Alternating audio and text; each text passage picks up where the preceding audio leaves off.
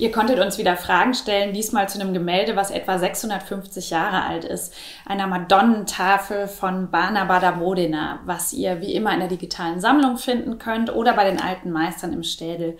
Ich bin Anna Huber und jetzt geht's gleich los mit der ersten Frage.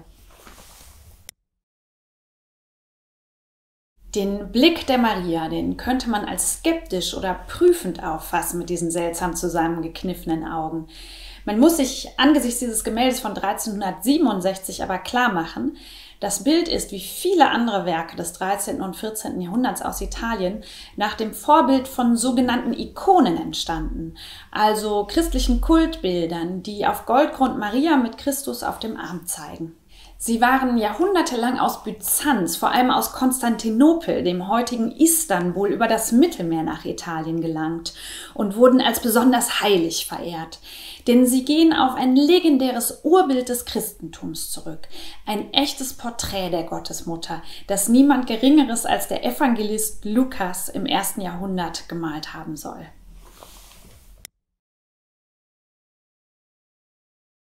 Ja, die verspielte Geste, die sticht in dem streng komponierten Bild ganz besonders heraus. Die byzantinischen Ikonen, die haben Christus schemenhaft als kleinen Erwachsenen gezeigt. Aber Barnaba da Modena, wie viele andere Meister seiner Zeit, verleiht Jesus kindliche Züge mit diesem properen Beinchen. Und die scheinbar beiläufige, unschuldige Geste der Fußberührung, die wurde ganz bestimmt bewusst ins Bild gesetzt. Sie verdeutlicht große Glaubenszusammenhänge. Einerseits unterstreicht sie die Menschlichkeit Jesu, verweist also auf den menschgewordenen christlichen Gott. Und gleichzeitig ist die Geste ein Hinweis auf dessen Opfertod, seine Rolle als Erlöser. Der Zeigefinger des kleinen Jesus, der zeigt nämlich nicht von ungefähr genau auf die Stelle der Fußsohle, die nach der Kreuzigung durch ein blutiges Wundmal gezeichnet ist.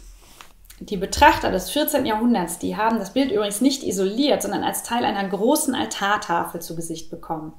In diesem Kontext liest man Marias Blick vielleicht eher als Ausdruck der Trauer. Als gläubiger Christ konnte man eine emotionale Bindung zu dem Bild herstellen, sich mitfühlend und hilfesuchend an die Mutter Gottes wenden. Wie viel Gold genau verwendet wurde, das kann ich nicht beantworten. Aber der Goldgrund ist hauchdünn und wirkt trotzdem sehr prächtig. Er wurde mit Stempeln und Punkten verziert, ähnlich wie bei einer Goldschmiedearbeit der Zeit.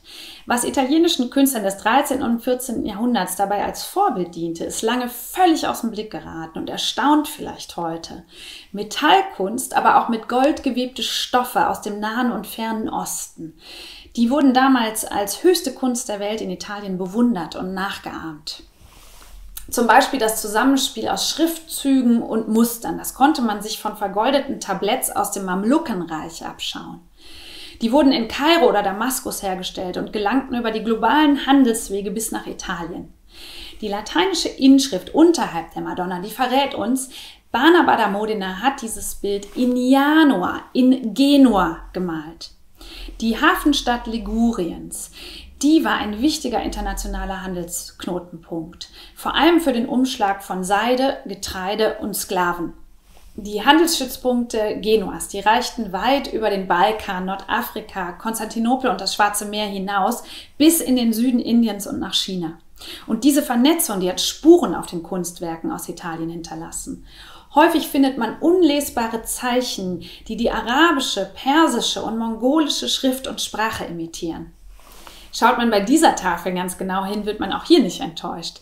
Die ziemlich verblassten, in Gold gemalten Schriftzeichen auf dem Kragensaum des Kindes, die sind wohl pseudo-arabisch.